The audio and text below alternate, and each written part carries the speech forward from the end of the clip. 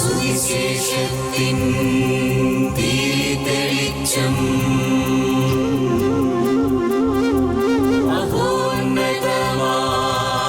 ആത്മാർപ്പണം വചനം സത്യം ജീവദായകം വചനം സത്യം ജീവദായകം വചനം സത്യം ജീവദായകം.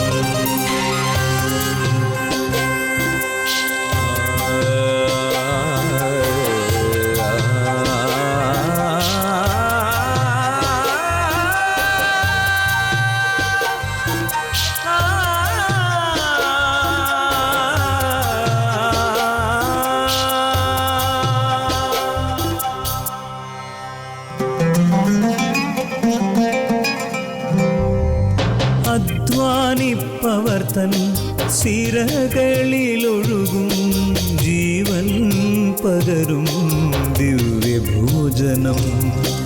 അധ്വാനിപ്പവർ തൻ സിരകളിലൊഴുകും ജീവൻ പകരും ദിവ്യഭോജനം. അതിരുകൾ ഭേദിക്കും സ്നേഹത്തിൻ്റെ രശ്മികൾ ഞങ്ങളെ ഉണർത്തുന്ന പുതിയ പ്രഭാതം. അതിരുകൾ ഭേദിക്കും സ്നേഹത്തിൻ്റെ രശ്മികൾ ഞങ്ങളെ ഉണർത്തുന്ന പുതിയ പ്രഭാതം. മന്ന മന്ന മന്ന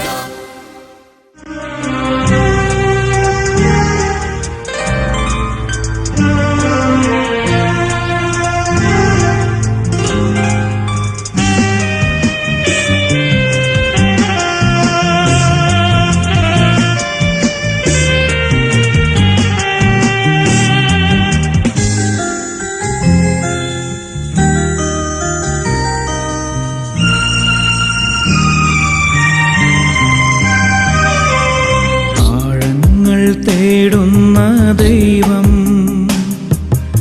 ആത്മാവെ നേടുന്ന ദൈവം, ആഴത്തിൽ അനന്തമാ ദൂരത്തിൽ നിന്നെൻ്റെ അന്തരംഗം കാണും ദൈവം. ആഴങ്ങൾ തേടുന്ന ദൈവം,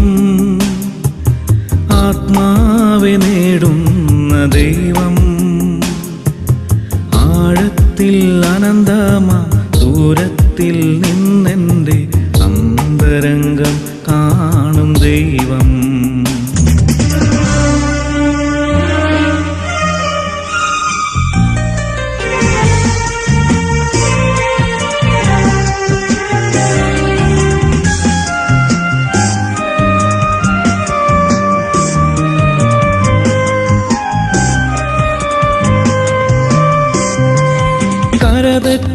കടലാകെ ഇളകുമ്പോൾ അഴലുമ്പോൾ മറപറ്റി അണയുമെൻ ചാരേ. തകരുന്ന തോണിയും ആഴിയിൽ താഴാതെ കരപറ്റാൻ കരം നൽകും ദൈവം. തകരുന്ന തോണിയും ആഴിയിൽ താഴാതെ കരപറ്റാൻ കരം നൽകും ദൈവം. ആഴങ്ങൾ തേടുന്ന ദൈവം, ആത്മാവെ നേടുന്ന ദൈവം, ആഴത്തിൽ അനന്തമാം ദൂരത്തിൽ നിന്നെൻ്റെ അന്തരംഗം കാണും ദൈവം.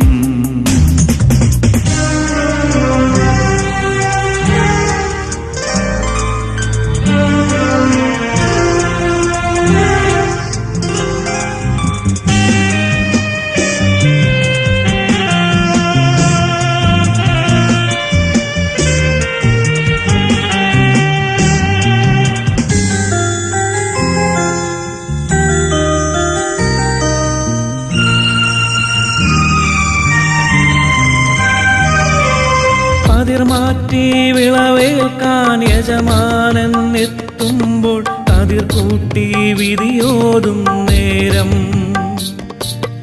അവൻ വിതയ്ക്കുന്ന വിത്തിൻ പ്രതിഫലം അവനായി അളന്നിടും ദൈവം. അവനവൻ വിതയ്ക്കുന്ന വിത്തിൻ പ്രതിഫലം അവനായി അളന്നിടും ദൈവം. ആഴങ്ങൾ തേടുന്ന ദൈവം, ആത്മാവെ നേടുന്ന ദൈവം. ആഴത്തിൽ അനന്തമാ ദൂരത്തിൽ നിന്നെൻ്റെ അന്തരംഗം കാണും ദൈവം.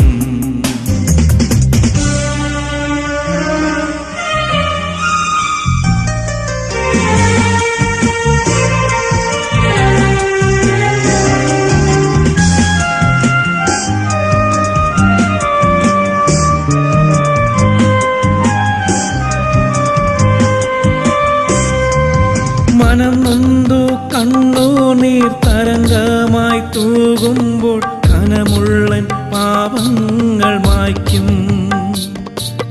മനം മാറ്റും ശുദ്ധമായി ഹിമം പോലെ വെണ്മയായി കനിവുള്ളൻ നിത്യനാം ദൈവം. മനം മാറ്റും ശുദ്ധമായി ഹിമം പോലെ വെണ്മയായി കനിവുള്ളൻ നിത്യനാം ദൈവം. ആഴങ്ങൾ തേടുന്ന ദൈവം,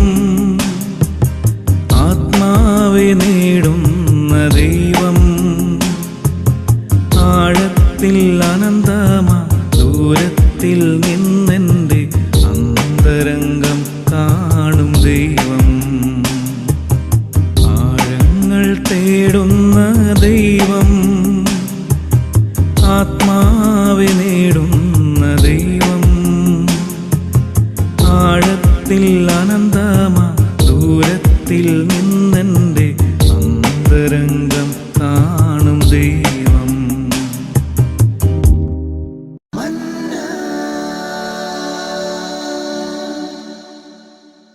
മത്തായിയുടെ സുവിശേഷം 11-ാം അധ്യായം 30-ാമത്തെ തിരുവചനത്തിൽ നമ്മൾ ഇങ്ങനെയാണ് വായിക്കുക: എന്തെന്നാൽ എൻ്റെ നുകം വഹിക്കാൻ എളുപ്പമുള്ളതും ചുമട് ഭാരം കുറഞ്ഞതുമാണ്.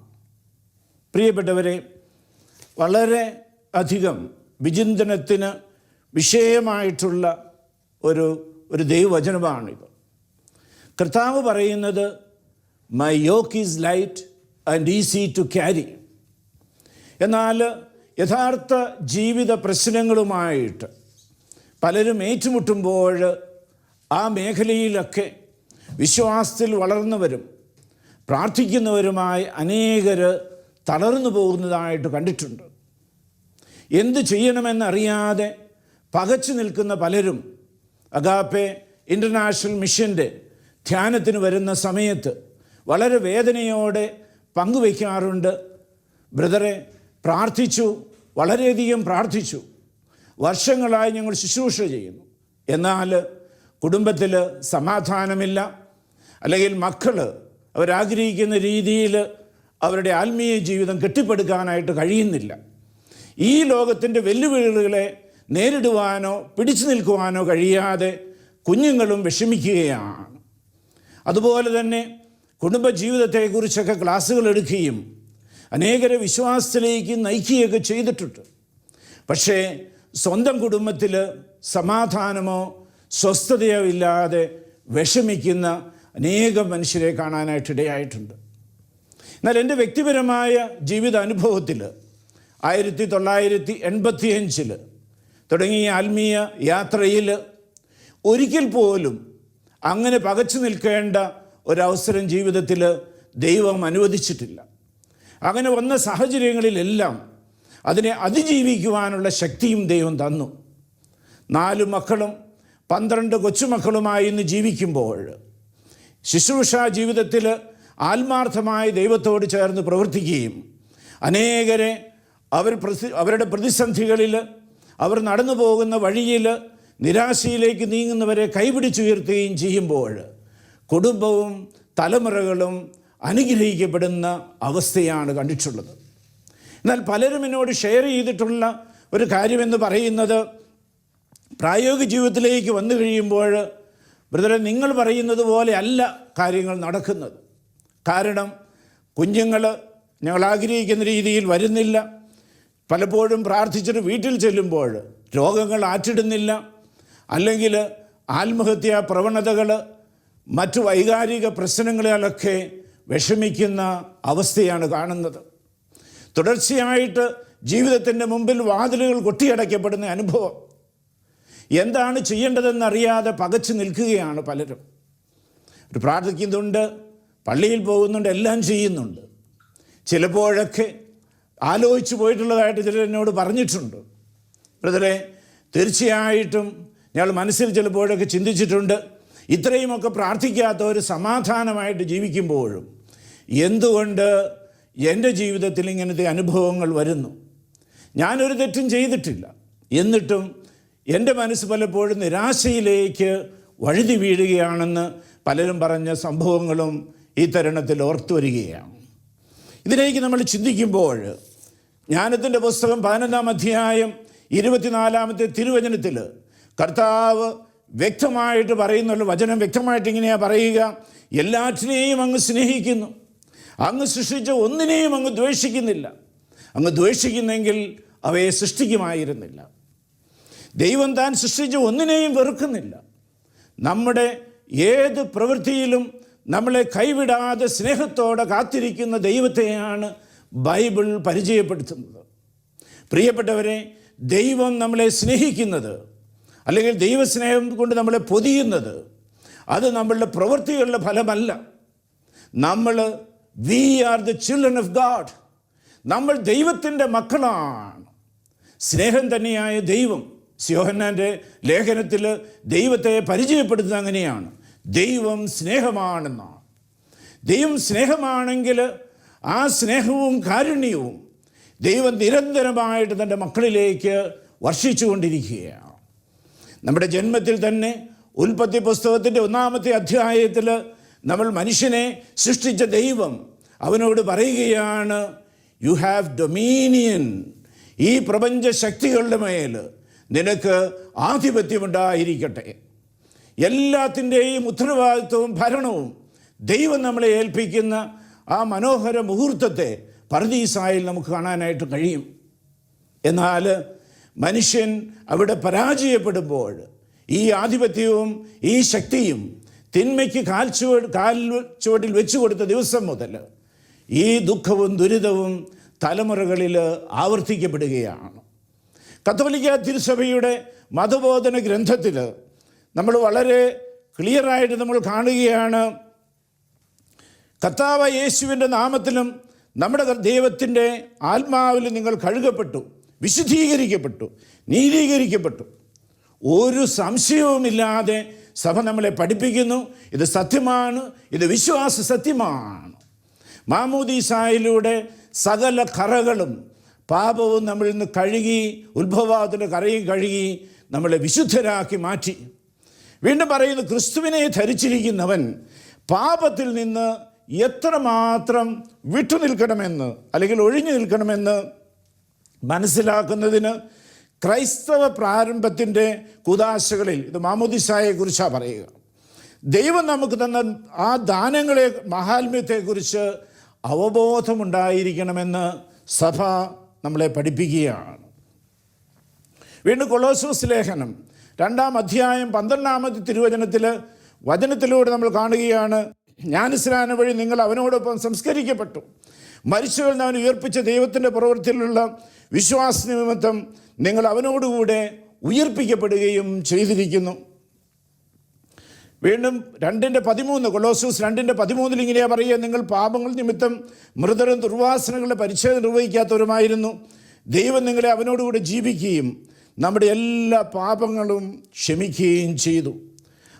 കൊളോസ്യസ് 2:15 പറയുന്നു, ആധിപത്യങ്ങളെയും അധികാരങ്ങളെയും അവൻ നിരായുധമാക്കി, അവൻ കുരിശിൽ അവയുടെ വിജയം ആഘോഷിച്ചുകൊണ്ട് അവയെ പരസ്യമായി അവഹേളന പാത്രമാക്കി.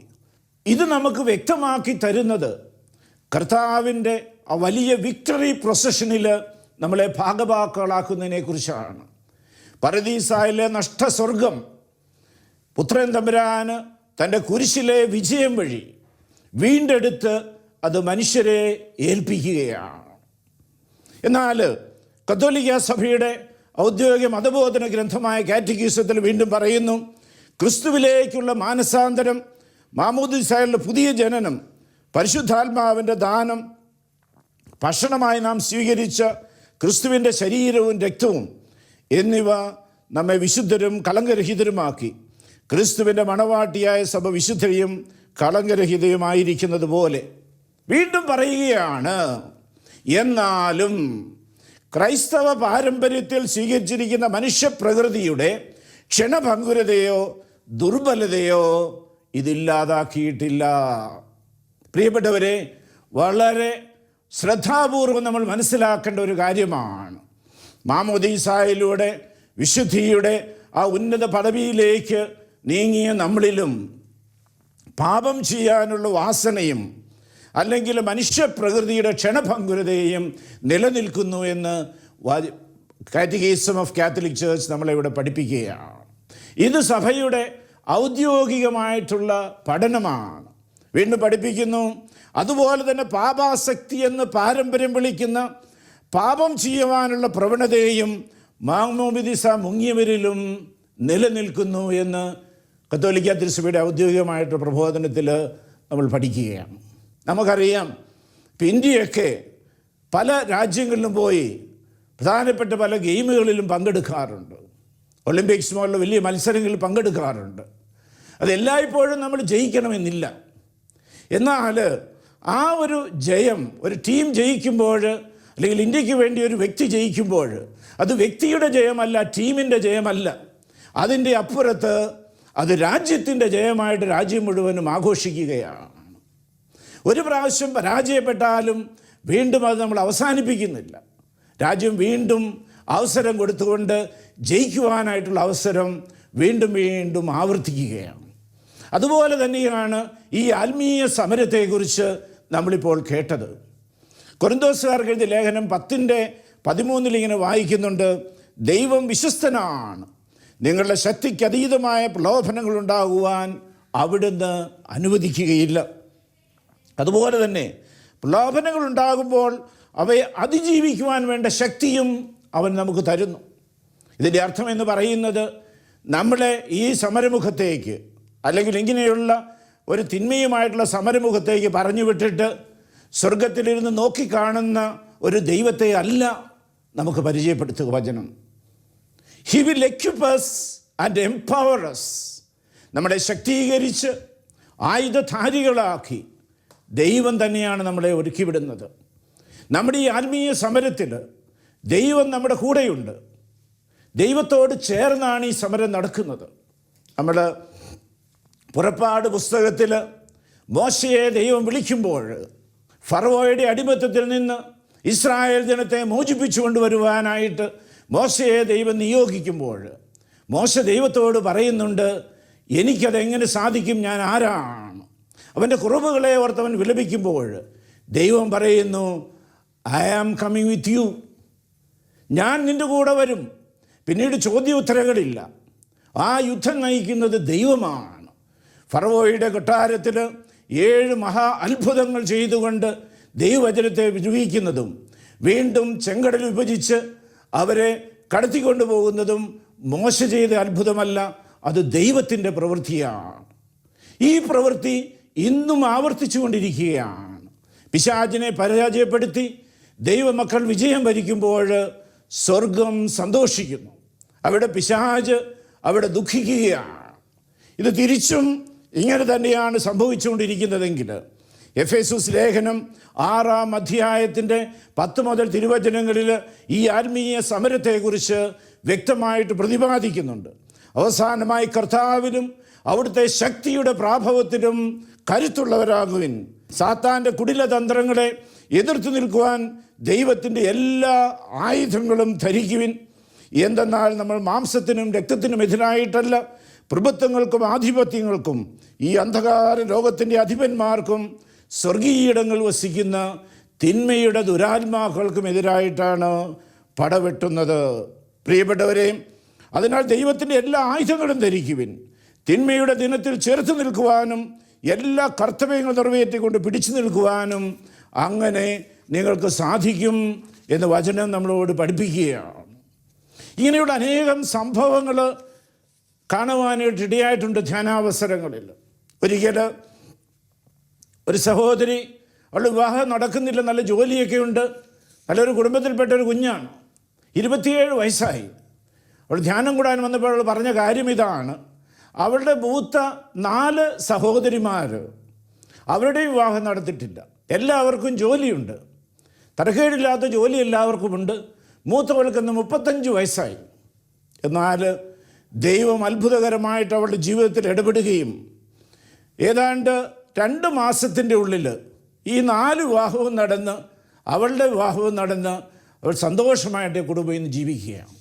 പ്രിയപ്പെട്ടവരെ, ദൈവത്തിൻ്റെ മുമ്പിൽ ഒന്നും അസാധ്യമല്ലാത്ത ദൈവത്തിൻ്റെ മുമ്പിൽ നീക്കുപോക്കില്ലാത്ത പ്രശ്നങ്ങളൊന്നുമില്ല.